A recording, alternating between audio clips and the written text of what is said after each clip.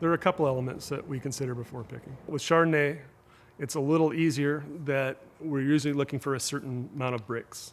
So a little different than Pinot. Pinot, you use a little bit more taste, but we're using kind of a ballpark brick number, sugar number that we're looking for. And then we're looking at what's the weather. The weathers can be huge. Last year, we had rains that were coming on the 3rd, and so it was important to pick before the rain, especially with Pinot. Flavor also influences your pick because it's also the physical maturity, the length of how long it's hung on the vine. That's very important.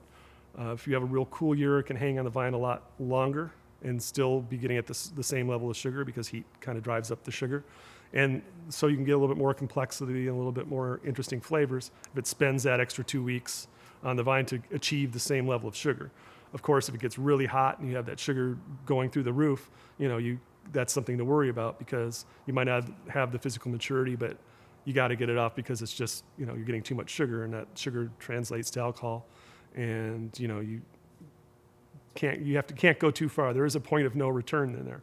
So you have an area where you're looking for a certain amount of bricks, and then you're looking for your good weather window. And if they both marry up, which they do at times, where you're coming right to the right number of bricks, the flavors are good, the weather looks good, then it's a no-brainer. When one of those variables is out, that's where you say, well, should we wait a day, or should we, that's where you have to get a little creative on where you're going.